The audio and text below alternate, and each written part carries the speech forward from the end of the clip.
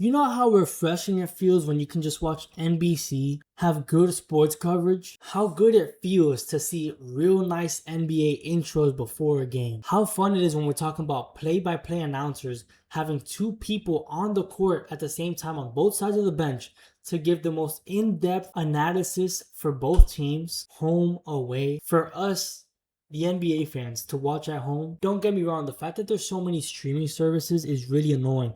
But if you just ignore that for a little bit, let's look at how beautiful is getting covered. I mean, we're talking about clips where UD, Steve Nash, Blake Griffin, they're out there during half times or between quarters talking about the plays that the Knicks are having defensively. And it's not to trash on TNT, the inside of the NBA. It's not nothing against them personally or anything, but I just couldn't, like, I remember watching some games, and it's like as soon as I would see them, like, yeah, I might think one of the things are funny. Like, they might make a couple jokes here and there that were pretty funny, honestly. And a lot of unforgettable moments we're gonna have with Shaq, Kenny, Ernie Johnson, Charles Barkley, and they're still there on ESPN. But you gotta give credit where credit is due. NBC, Peacock, Amazon, they're putting in work to give us the best analysis we possibly can. Even if you're not like a nerd on the NBA, if you don't like talking about stats too much, let's just think about it from like a regular NBA fan or a new NBA fan. You get to sit down and watch a compilation of the NBA, past, history, current, whatever, before the game. And then during the game, you got people like inside the huddles talking about what's going on.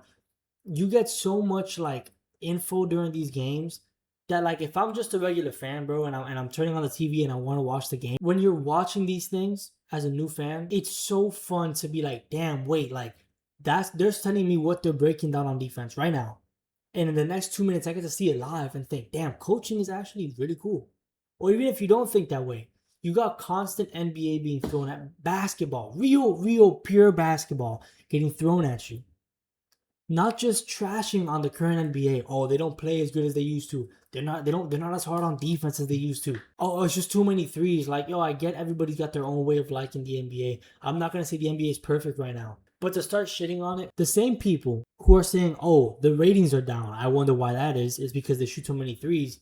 Nah, honestly, I think that the reason why the ratings are down and why they've been down, the same people who are saying those things about the ratings being down are the same people who during halftime shows or when they have a platform to talk about the NBA, they go on there and say, nah, the NBA is bad right now. Oh, it's bad media. Oh, they shoot too many threes. They don't play as hard as they used to. Or, oh, the NBA is too soft now. These are all things that they say. So when a new fan is going to watch the game for the first time, or a fan who's watched for maybe a year or two is watching it, and for the past couple years, all you hear is just, oh, the NBA is not good anymore, not good anymore, not good anymore. Too many threes. What are you going to think? Oh, these guys know more than me about basketball, so they must be right. Why would I want to watch the NBA if it's not good anymore? Bro, finally, it feels good to know that we got good coverage, breaking down the game, explaining what's going on, showing what's the best shot you could possibly take. That's what I love to see. And of course, we know Kenny Beecham's going to be on there too, which, I mean, we all know how much everybody loves Kenny Beecham. He's the GOAT when it comes to all this. So happy to see him go on NBC and have an hour on Peacock at least once every day on the week. But man, it's like a breath of fresh air. NBA feels like they're really doing stuff now. It felt like once they got out of that TNT contract, it's just like, man, let's try some new stuff, bro. And I love it. I really do, because I just couldn't stand. It got to a point where it's like, man, do I even want to watch these NBA games anymore? Like, I'd watch the games because I want to see what's going on. But as soon as halftime hits, man, I'm turning that shit off. As soon as the quarter ends, all right, I'm going to go make something while the quarter, like, while they're about to start the second quarter, then I'll come back. Now, I'm not going to lie, I'll be sitting down watching it, and it's like, I want to see what they're going to talk about. What are they going to talk about? And this is not a knock on Shaq or anything, but like, I did see the ESPN coverage that they had. And when Shaq was kind of naming I think it was the Denver Nuggets who they were naming new additions and subtractions they had over the offseason. When he brought up the coach's name, he said, oh, I'm not familiar with him. Like, I don't know who he is. And they're like, yo, like, that's the coach of Denver.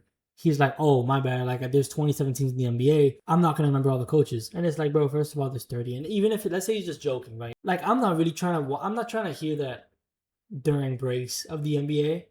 And it's not to say, and like, again, I'm going to say it again because I don't want this taken out of context at all. It's not that I don't like them. It's just that I feel like personally, it's not covering the game the right way. It just doesn't look good when ex-NBA players just openly say they don't watch the games, that they don't keep track of it. Like, these are NBA analysts. These are people who are they're brought there on the halftime shows or post game or pregame. They're there to break down the game. And so when you're watching that for that reason, and then you got people who don't really know what's going on all the time, or holding grudges against players just because, it's not fun to watch. Why would anybody want to watch that? And that's my main issue with it. I would like when Kenny the Jet Smith would go up on the board and kind of do like, oh, this is the plays that they're running. But that was very rare. And when he would do it, it wouldn't be so fun to watch. Mind you, the setup that NBC had is very similar to what TNT had or what ESPN currently has. They have a very similar thing. But the way that NBC is using it is very innovative. And that's what I like to see. That change that they're making. Even the small things. Like I said in the past video. The emblem on the court, the finals logo that's going to be brought back. Or the small logo when you win, I think it's DPOY MVP Rookie of the Year when it's gold. The NBA logo. Or the NBA debut logo. Like those small things that they're changing in the league is big. And it makes a big difference. Like I know this is kind of like, oh, it's new to us or it's new to me because like they haven't changed it in so many years that like I might be biased right now, but I don't find myself getting bored of these games anytime soon. This might be the first season in a while that I might generally watch 82 games. Different teams, but 82 games. Just trying to watch it because it's like, this is fun. I get to see the real X's and O's of what's going on during the game, after the game, in the middle of the game. The fact that like it's so crazy to me, I never thought about it. To have analysts or reporters on both sides of the bench giving us more insights, even if that fails horribly, like even if like that just doesn't work out and it adds nothing, the fact that they're trying makes a really big difference. Because when you try more and something doesn't work, now you know it doesn't work, but you can take at least one thing out of it and say, well, this was kind of a good idea from this angle, so let's try this or let's try that. This is very different things that they're trying that's going to change how we view from an outside perspective. Because when I go to games, when I go to the Heat games, I think, man, this is really fun. Like, of course, it's more fun when you're actually there compared to when you're just watching on the TV.